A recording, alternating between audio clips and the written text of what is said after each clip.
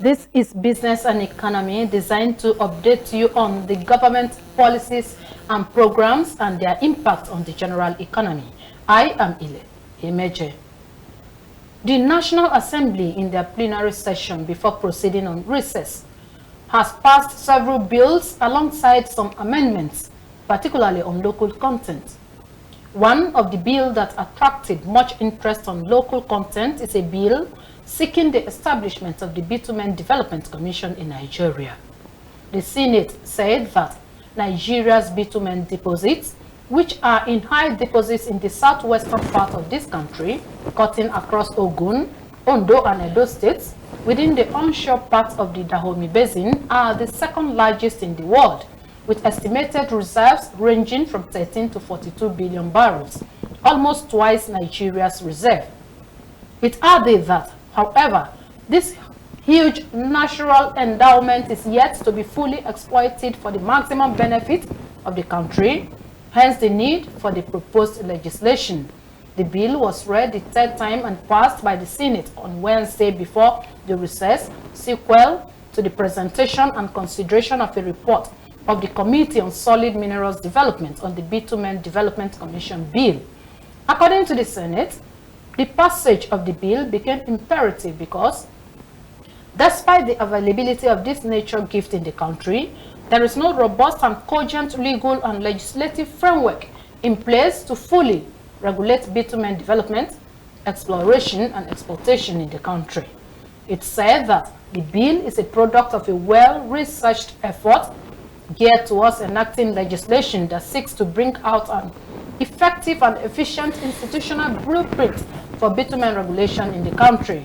According to them, the passed bill will help to promote research, study, investment, exploration, production, exploitation, development, and utilization of locally produced in Nigeria, as well as develop policies regarding the regulations of bitumen in Nigeria, and it will provide funding for bitumen research activities and for small-scale exploration and production activities directly connected to the utilization of bitumen of Nigeria.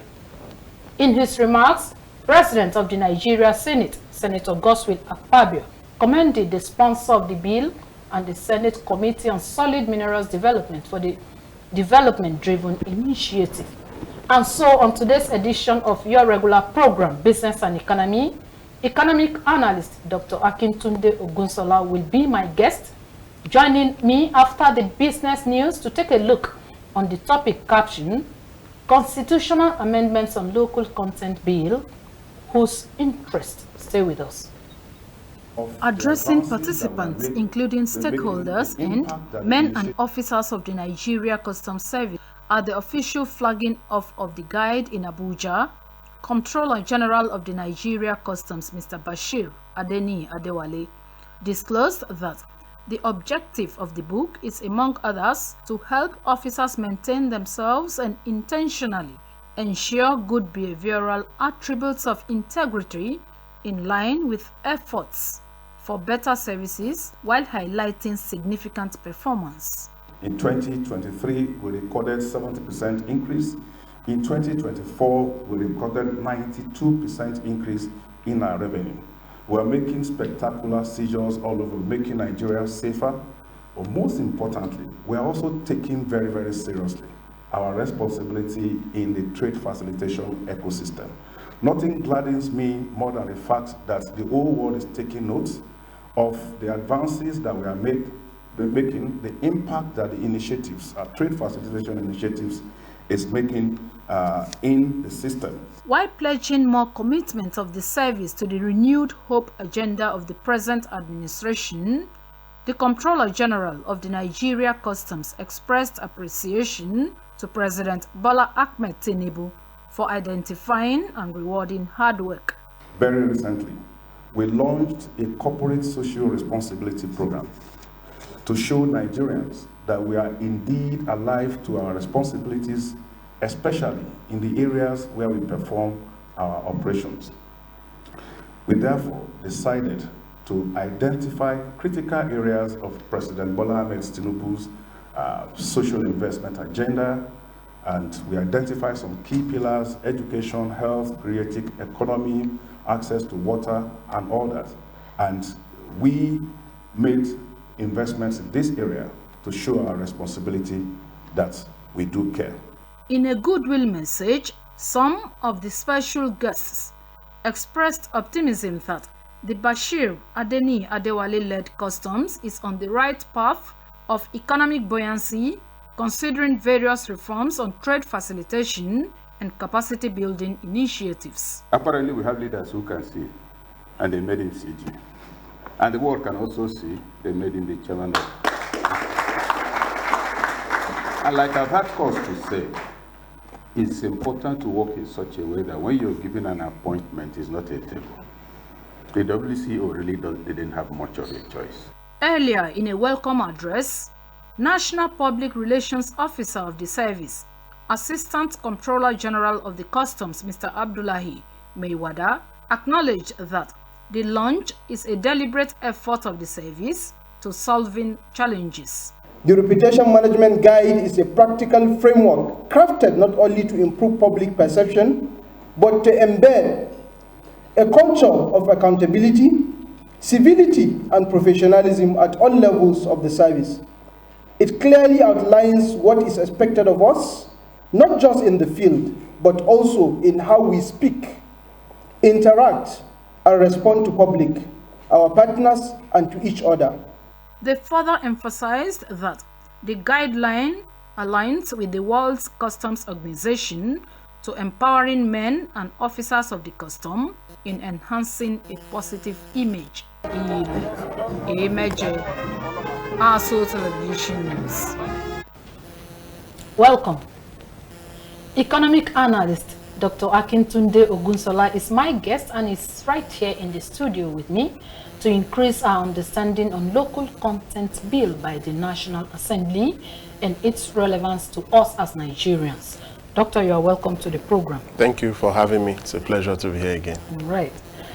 A major responsibility of the National Assembly is to formulate laws and make amendments, if need be, of existing laws to better the welfare of citizens. Generally speaking, what is your assessment of this 10th Assembly in their performance so far? Thank you very much. The 10th Assembly is a very unique assembly, just like from the number 10. 10 is, a very unique number. So I think those people that are members of this assembly are very lucky. I think it's divine, arrangement for them to be there. Now, talking about the function of the National Assembly, one of them is lawmaking. The second one also is about oversight function, to oversight on, budgetary allocations has been given to agencies and see how these funds are being utilized. So, but in this aspect, we're talking about performance in terms of lawmaking. Now, currently, the National Assembly is on the process of constitutional amendment, which is a very serious lawmaking process. That one is still ongoing. I think if I will measure their performance on that, they have been trying because in terms of making laws, the legislature is actually given that responsibility, but they cannot on their own just make law totally. They need to revert back to the people, their constituents, for them to get their own input into any law that or any bill that is before the National Assembly. And as well, the executive also have a role to play. They have a contribution in terms of any law that is going to be made, because the executive are also with the responsibility of signing this law and enforcing the law. So lawmaking is not just only responsibility of the National Assembly, but all the stakeholders, the citizens, the constituents, the executive, everybody. In fact, the judiciary. Because if you are making a law and the law is against, or maybe there are some sections there against the Constitution, the law already is null and void. So the judiciary also have a role to play in guiding the National Assembly as to whether this law, this bill they're trying to pass is not against the mother of all laws, which is the 1999 Constitution. So in lawmaking is actually a rigorous process. But if I would measure their performance, I will still rate them about 70 to 80%. It's not totally smooth for them. They have their own challenges, but I think they are trying. Just gradually. They are trying to cooperate with the executive to bring reforms and the change that the society and the economy of Nigeria actually needs. A lot of Nigerians from various constituencies, some constituencies, have expressed concern of some lawmakers not being feasible when it comes to visiting them to also take their opinion back to the National Assembly. How will you react to that? Oh yes, definitely there will be situations like that. When we have situations like that, the people need to actually speak up. They are not just there. The people are not there just to hold the governors and the presidents to account.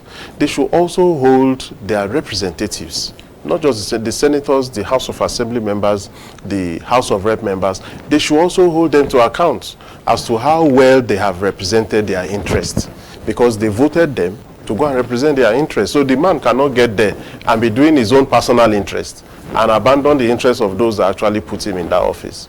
So when such cases happens, probably the constituents feel that this man has not spoken our mind. They can also come up through, different forms. They can protest to his office. They can, invite him for a meeting. In fact, the law also makes provision for recall when it gets to the worst, that, okay, they've tried to reach the senator or the rep member and he's unreachable. Yeah. The law also provides for a recall. They can start a recall process to recall. It is in the law. It is in the law, but as we are all aware, the process is cumbersome. Yes, it may be cumbersome. But it is in the law. It is in the law. Okay. So for it to be in the law, that means it is legal for people to say we want to recall our senator. Okay. Yes. Okay, you mentioned that the major functions of the National Assembly is two major functions of lawmaking, regulations, and then oversight functions. Recall that in the previous National Assembly, I think report had it that there was this issue of budget padding and the rest of them. What can you say? Do we have such now? Or something was corrected? What can you say on that? Yeah, you see, the term budget padding means different things to different people. Not only in Nigeria, even outside the country. Talk about other democracies in the world. Yeah. When the executive presents a bill or appropriation bill before the assembly, it means that the executive has presented their own. This is what they want to do. Yeah. Now, the people that are saddled with the responsibility of, making that law, they can also have their own input. The law does not exempt them from, just as the executive has given you, make sure you pass it like that. No. The National Assembly people, the lawmakers, can also have their own input and say, you want to do this program, why don't you do it like this? Why don't you do it like this? And then when they tend to do those adjustments, some people call it budget padding. Okay. Whereas this is not padding. This is trying to align the budget in line with various opinions. The executive have their own opinion, the lawmakers have their own opinion, and they need to converge. Reallocating resources and say, okay, this one, you can't do this one now. Why don't you shift this one to another time? Why don't you move this ministry under this one and all that? So they call those adjustment budget padding. Now, another school of thought call budget padding a situation where the lawmakers increase or inflate projects for the benefit of their pockets, for the benefit of themselves. They call that one too budget padding. So you see, budget padding means different things to different people, but I believe that the one you are trying to ask me on is the one that they inflate. Because a lot the one that they inflate the figures. Recall that there was this time that it was if you open the social media, it's budget padding, budget padding, budget padding. As an economist that I am also, I began to wonder, do they really understand what the word budget padding means? Like you said, it means a lot, but the ones that a lot of people magnified is the one that says the amount of money budgeted was over bloated for the benefits of their maybe own pockets, pockets. if I can use that way. So can we just throw more light on what budget padding means? What is the concept of budget padding, so that we can disabuse their mind or enlighten the populace on what budget padding, like you said it's everywhere in the world. So it means different things to maybe different what people. it means to them in developed countries or other countries of the world is different from what it means to us as Nigerians. So can you just throw more light? What Okay, if very an good. ordinary person, maybe following us on the program, you want to know, okay, what is budget padding? Now, I'm not a lawyer, but I like looking at things from the aspect of But the you are law. an economist. I like looking at things from the aspect of the law, because what is the law? The law is whatever the judge or the court says, is the law. That's what the law is. Now, we have never seen a case, probably people suing the National Assembly to the court for padding a budget. It has always been a rumor. They just, take it to the Ethics and Privileges Committee to adjudge. But we don't have any concrete legal action against budget padding in Nigeria. So now, the way it is, budget padding is just an opinion that is flying out there. That's why I say people perceive it to mean different things. Now, the one that they said the National Assembly inflates the figures for their own personal interest, nobody has sued anybody to court with evidence that the National Assembly inflated these budgetary provisions, and to the tune of this, or the EFCC pick up somebody. When we have allegation of budget padding, EFCC is supposed to come in because it's a financial crime in that manner, the way they describe it. But we have not seen anybody being prosecuted, being arrested, being being punished for this type of budget padding. And we've not really seen concrete evidence against somebody and say, the Senate President padded the budget by adding 1 billion to this project. We have never come to that. So it's just about perception of the public. Now, just like I've said, the president, like this year now, the president submitted a budget of about, was it 40-something billion? Trillion. Now, the National Assembly added about 5 trillion to it. By the time they will finish their legislative distance, and then the figure now went up. How did the figure went up? The National Assembly simply put their own opinion on the table as well, that there are some other projects, which they also refer to as constituency projects, that also needs to be done, that some constituents need to feel, government presence in their own constituent by, doing some projects for them. So is this illegal? That's the question. It is not illegal. Is it illegal? Out there will come out to say they have padded the budget with 5 trillion naira. What the people say is not what the law says. So let us stick to the law, because until it's been tested in the courts, and the courts say National Assembly does not have power to increase the budget that the executive have sent, then we now know that yes, they have a boundary of not increasing anything. But I don't think any court of law will pass that kind of judgment, because just like I've said, National Assembly, they are the lawmakers. They are the one that also need to bring up their own opinion as to what needs to go into a particular budget, and then it's being passed to law. The executive will send theirs. The National Assembly will also try to bring in their own, inputs into this provision, and that is not illegal. That is not illegal. Okay, again, on the regulations of the powers of the National Assembly on the MDAs, maybe oversight functions. What can you say about compliance by MDAs in terms of their oversight, living up to expectation as at when in this particular 10th assembly compared to the previous ones? Now, the problem that they have now, very big problem. We have budgetary problem in Nigeria, and that makes oversight very difficult. So I would not, there's no way for me now to blame the National Assembly. Now look at the 2024 budget. It has not been implemented because there is no fund to implement it. What are they going to oversight when the budget has not even been implemented? No money. They say no fund to implement 2024 budget. So they decide to be extending the life of this budget even up till December of another complete full year.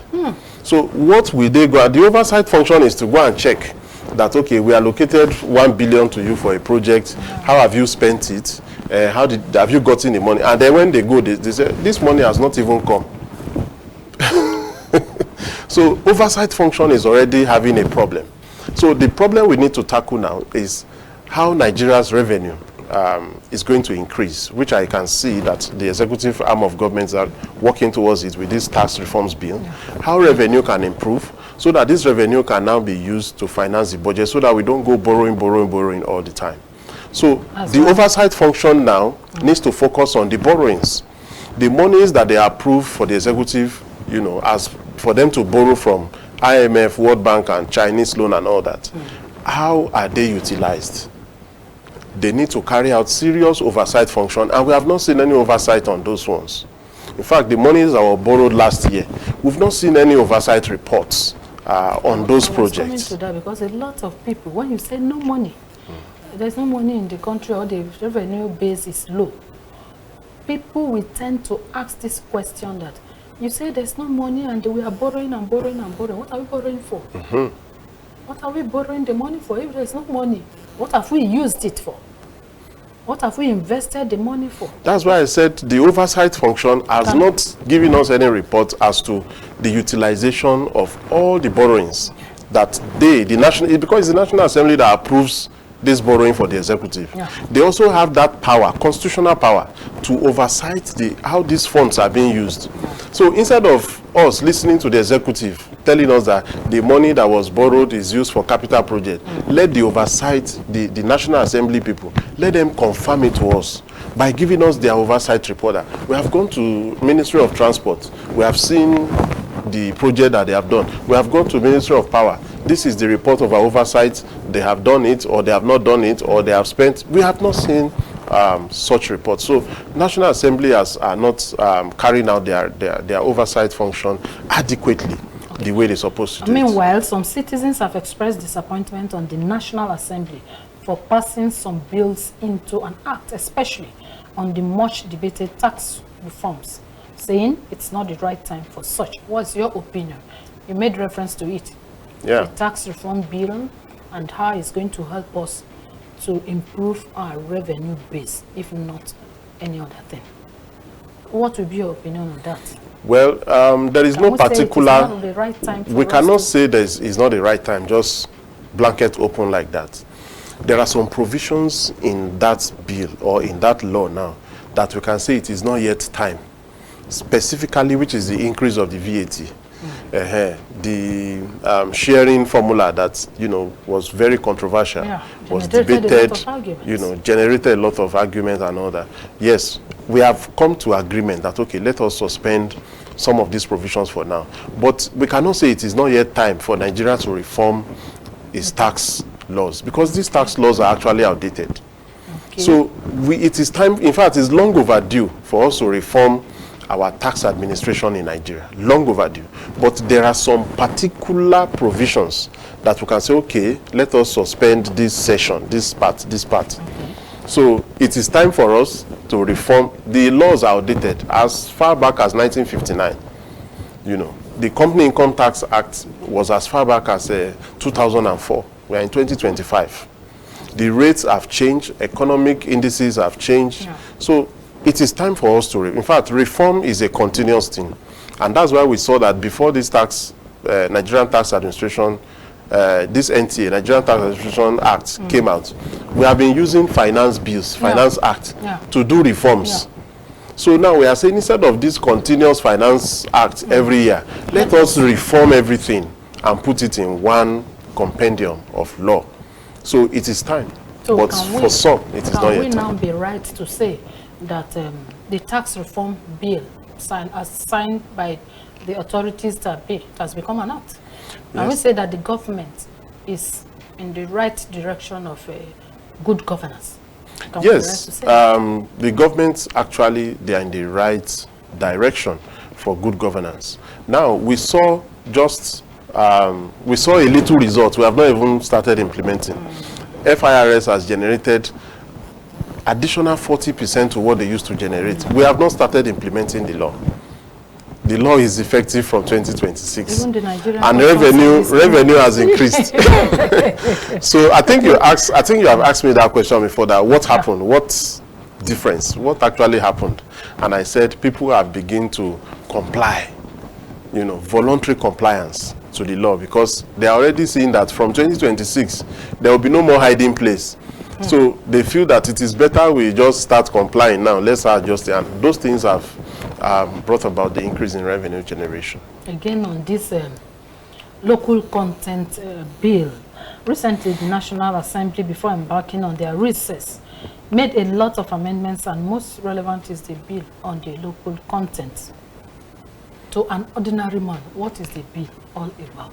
When you say local content, some people may be thinking that we are going to produce rice now, we are going to consume our rice, and also what is it all about now, from the economic point of view? The local content is just two words: local content. The content must be local. Let me just break it down to the layman on the street. Yeah. Now, what the bill seeks to achieve is any contract, any business, any job, any endeavor that is to be done for the government or for the people of Nigeria, it must have an element of local involvement in it. For example, you want to build road. China came from China and they just came with their people and their equipment and they are constructing road. We say no to it. That you cannot come with your people and your equipment and start building road. You must employ our people. You must employ our engineers. In fact, you must have a Nigerian as part of your, as partner to that business. It cannot just be a Chinese affairs all through. Okay. Which is to protect our people. It is to create job for our people, so that all these people will not just be coming into Nigeria and be exploiting us and be taking away all our values. So the content is meant to protect Nigerians, to ensure that even if China is coming, we are going to them to borrow to come and construct airports, come and construct this. They have to employ Nigerians. In fact, they must have Nigerians as business partner, even at the top, not just the labor that they employ Nigeria. Technical partners and technical partners and all that. They must have Nigerians to be part of them. So that's what the local content bill actually seeks to achieve. Of what benefit, apart from maybe giving contracts to maybe for Nigerians to be involved in the implementation of contracts in Nigeria? What other, do you see it as any other serious benefits for us? Oh, what yes. benefits do we derive? Why the local content bill? Now, another benefit is that when these foreigners are coming into the country to carry out this job, when Nigerians are part of it, they will also tend to learn. They will also tend to learn, they will understand the process, how to operate those equipment that are brought from outside the country. Yes. And subsequently, you see that Nigerians will be able to do that same endeavor, that same contract, or that same job. We will not need to rely on those foreigners continuously. That's another benefit. But these foreigners, do you think that they are training Nigerians, the technical expertise? Do you think that they are impacting it on Nigerians? That is what this law seeks to achieve. Okay. If they are not, the law is now forcing them that they have to. That is if they have not been doing it. The law is now saying that you must have a local content in everything you are doing. So better start training Nigerians so that they will be part of this contract. If not, this contract will not stand. Right. During the plenary, the National Assembly has, through legislation, made provision for local contractors in a contract in order to improve local experience. How desirable is this? Yeah, I think just I've asked the question. yes. Make more emphasis. Yes, just like what we are saying, it's desirable. Okay. Because these local contractors will be part of it. They will gather technical experience. They will gather, the technical know-how. They will gather the processes and all that. The operation of those equipments, of those techniques that they are using in manufacturing, in developing some of these facilities and amenities we enjoy. Nigerians will be involved in it, and just like I said, it will help us not to continue to rely on them. As Nigerians are involved, they will be learning, and when they are learning, they get to create their own company and also employ Nigeria. So it's a local benefits, you want to help our local people, you know, it will also help to reduce this Japa syndrome that we are also experiencing. And as beneficial this may look, don't you also see the corruption, the level of corruption in the country as a setback on local contractors, where most contractors, like, let me use the word, making it fast, overnight wealth.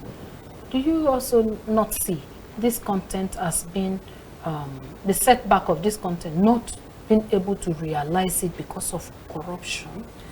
Well, if you want to bring corruption matter into it, with this local content bill, I don't think corruption will have serious impact.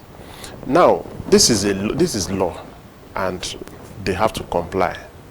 You cannot go and bribe somebody and say, I don't want a Nigerian to be part of this thing, let me give you money so that the Chinese will just finish the work. I can't see how that will work. Because I listened to one of the senators who complained bitterly on awarding his, according to him, when he was a governor of a state in Nigeria, he tried to abide by this law and award contracts worth billions of naira to a local contractor. And according to him, at the end of the day, the contract was not delivered and they have to forcefully revoke the contract. Then on the other side, he said that even the foreign contractors themselves, you award a contract and they will deliver on time, but 3 months after this contract was delivered, you begin to see potholes and other weaknesses on the contract. What do you think the government can do in terms of monitoring and evaluation of these contracts by the foreigners and even local contractors? very good. There are two things now. Now, giving the contract to the local contractors. Yes. Yes, we know that our local contractors might not have the technical know-how or competence of delivering projects, and some of them struggle to get these big jobs. And then he wanted to say, yes, let a Nigerian do the job, but he was disappointed. Now, that is what this local content bill seeks to achieve. That, okay, even if you'd say building of an airport, Nigerians are not having the technical know-how compared to the kind of airports we see all around the world. Yeah. Now, you bring those people in, go and call people that build Dubai airports, bring them. As they are coming, the law now is saying that make sure you have a Nigerian that is working with you, so that they will also be understanding how you are doing some of these things. So the law does not say that you must give that job to a Nigerian. You can give the job to foreigners that has the technical expertise, but the law is saying that carry our own people along. Let them be part of the manual labor. Let them be part of driving of truck. Involve them. Don't go and bring your people from your country and come and flood them in Nigeria because you are building airports for us or building roads for us. So we must not give those technical jobs. You can look for smaller jobs that you know that they can do, like marking of a line on the road. Nigerians can do that one. You don't need to go and bring people from abroad to come and mark the road or put street lights on the road. But probably the building of the road, you need a technical expertise. You bring foreigners for that. So I think probably that's where the person actually made a mistake in that award. Where, let me just ask this question, under probability, where contracts are awarded and they are delivered, but standardization is lagging behind. What institutional framework do you think the government can put in place to ensure that Yes. this law becomes feasible? Now, it's very simple. That's why we have contract agreements. Now, if they want, or whenever they want to award contracts to these companies, they must put a clause in that contract that this road, for example, that we are building will not be completely handed over until after 6 months or after 1 year of usage, that we see that we have tested it, we have seen that everything is okay. You can put such clause so that if anything happens, it's just like giving you warranty. When you go and buy a product, you go and buy a television, they say 1 year warranty. Say this television, if anything happened to this television within 1 year, you are not going to pay anything, we will repair it. We should have such. If we have such provisions or such clauses in the contract, If anything happens to that road, within 1 year, the contractor will come back and fix that place, except maybe until after 2 or 3 years and something happens, then government can begin to do maintenance. So they should have such clause in those kind of contract. That will protect the contractors will not also want to be coming and be fixing bad road within 3 months, because it will cost them more. So it is better for them to do it very well, that it will last, so that they will not be coming back and forth. So such clause will protect against that. Except otherwise, if not, we have seen over the years where roads will be constructed and within a space of like 3 or 4 months we begin to they didn't have portals, and nobody has been called to book. I don't know, do you know of one? probably corruption then might have caused that, because if the contractor said, I want to build a good road, 1 billion, and you call the contractor and say, no, I'm giving you 200 million, the remaining 800 is my own. Of course, you cannot hold that kind of contractor and say, see the road you built, it is getting bad. You won't be able to do that. So that is where we may be having that kind of problem. Corruption, once corruption enters into it, they will give you shabby job. And because they know that this person has collected the money, you cannot go and call them and say the work is not good. So such kind of cases, that's why. But if you have given them what they say they want, and you have put it in that contract clause that if anything happens to this building, this road, within the next 1 year, you give us a warranty on this contract, that after 1 year or after 2 years, if anything happens within this period, you are going to come back and fix it. You will see that they will sit up. They will not want to deliver shabby projects. Given the, I don't know why I'm so particular about corruption, given the endemic nature of corruption in Nigeria as of today, do you think this bill will be feasible or fully implemented if nothing is done to curb corruption in Nigeria? Yeah, I believe that it will be fully implemented. It will have the full backing of the law. Actually, it's not as if it's new. This type of bill has been, I think it has been passed before. We have something like this, local content, to protect local contractors. But with the amendments that they have made to it now, the improvement they've made to it, I think corruption will not have serious effect, because if we allow corruption to come in, it is still we, the Nigerians, that will still be losing. So Nigerians should not allow it. Anywhere they see a local a foreign contractor is the person that is doing everything, we should not allow it. We should speak out. We should kick against it to protect ourselves. It's for the benefit of Nigerians, not for the benefit of the foreigners. I'm also coming to that question because somebody sent a message and said that the whole of this bill or the act, local content bill or act, whose benefit? Is it for the government or the people of Nigeria? The people of the Federal Republic of Nigeria. And they will say how? Just like I've said, our engineers need to, not only engineers, businessmen, our professionals, they need to be up and doing so that they can have this technical know-how. That's why we do trainings. Some of them travel abroad for training, some of them train abroad before they come back. They must up their game so that they can show, the technical expertise, so that we can have confidence in things that are made in Nigeria, so that we will not even need to be calling foreigners.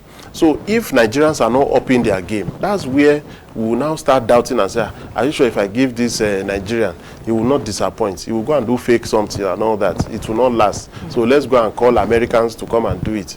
But if Nigerians have proven that, if you look at this road, Lagos-Ibadan is built by a Nigerian, you mentioned the Nigerian company, nobody will go and be looking for Julius Berger again to come and build road. We'll go and invite those people because we now believe that our own have the technical competence. But if they are not displaying that technical competence in handling some of these projects, it will make us to continue to look out. But we now have this local content that will now say, even if we want to go out, the person we are bringing must carry our people along.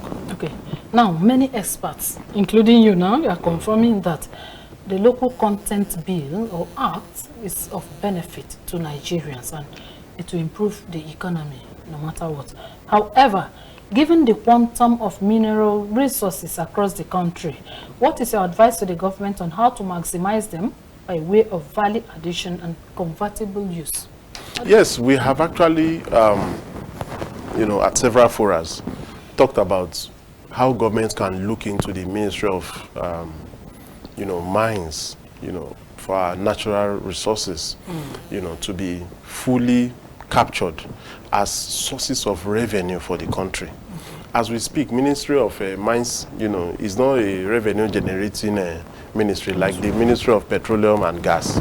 Ministry of Mines is supposed to also be added to the level of Ministry of Petroleum and Gas, so that will be every year we are only talking about how many barrels of crude oil, how much gas, but we don't really talk about how much of gold we have sold that has brought in reserves for us. We've not talked about how much bitumen did we sell in Nigeria in 2025 that has generated billions of dollars for us. We don't talk about that. So we need to make the agencies, the parastatals under Ministry of Mines to be very active, in monitoring regulations. NNPC is a regulator. They are regulators of that sector, of the petroleum upstream, downstream, and all the stream. Now, who is the regulator in Nigeria for mineral resources? Are they strong, like the NNPC? So we need to have a strong regulator that will regulate mining activities, that will regulate exploration and exploitation, that will regulate transformation, because we also have a law like that this assembly passed, that if they mine anything in Nigeria, they must at least transform it small before they can take it out. There is a law like that, I can't remember now. It was recently passed. So there must be a regulator, a very strong regulator that will regulate all, not just one now. Not just for bitumen or for, that means we'll have plenty regulators. Let's have one strong regulator that will regulate all the mining, all the mineral resources, mining, exploitation of minerals, apart from oil and gas. They'll be monitoring it. Now, just like the data that they release, we know how much of gold we have under our ground. We know how much of uranium we have. So if somebody is, exploring some of these minerals, we should be able to say, okay, they have been able to explore so much, from what we have. This is what we have left. This is what we have generated as revenue from this. It is the regulator that can give us that. So we need a very strong regulator for that sector. And with a strong regulator for the sector, what should be our expectation? Especially, you have spoken so much on revenue generation, but one problem that we have in Nigeria is the problem of unemployment. How do you think this will impact the youth? Of course. Once we have a good regulator, now the president has been traveling around the world, trying to woo investors to come into our mining sector, to come and invest. Now, who regulates that investment? Who regulates these investors? Who monitors the activities? We have so many of them mining gold in Zamfara, mining all sorts of things all over the country, but nobody is regulating them. Nobody is watching them. In fact, that has led to insecurity in the country. But if we have a very strong regulator that regulates all the mining activities, I think we have, but they are not strong. They issue mining licenses. That's what they do. They collect money for mining licenses, they issue mining licenses, and that's all. Nobody regulates how they are operating, whether they are causing hazard to the environment, and all those things. So the regulator needs to be up and doing. We need a very, very strong, viable regulator for the mining industry. All right, we need a viable regulator for the mining industry, and as well as all our mineral resources. That is the opinion of my guest, Dr. Akintunde Ogunsola. So generally speaking, before we go now, what is your advice to Nigerians on the bill for local content? Yeah, the advice to Nigerians, just like I said, is Nigerians need to up their game in their professionalism. If you are an engineer, make sure that you improve yourself. If you are in the social industry, make sure you improve yourself. If you are in the finance industry, make sure you improve yourself, so that when these foreigners are coming, they will not just say, these people don't even know anything, we can't even partner with them. Please allow us to come with our people, so that this contract. But if Nigerians are, up and doing, they are qualified, well-skilled, they will not have any choice than to obey that law. So Nigerians need to continue to improve themselves in training and retraining. All right. Nigerians need to up their game by training and retraining, so that we'll be able to take up the economy to the next level. And that is how far we can go on today's edition of the program, Business and Economy. The guest we have been speaking with is an economic analyst, Dr. Akintunde Ogunsola. Doctor, we thank you so much for coming on today's edition of the program. Thank you. Thank you very much. It's all right, pleasure. and to our esteemed audience, we thank you for spending part of your time with us on today's program. I am Ile Emeje saying, enjoy the rest of our programming.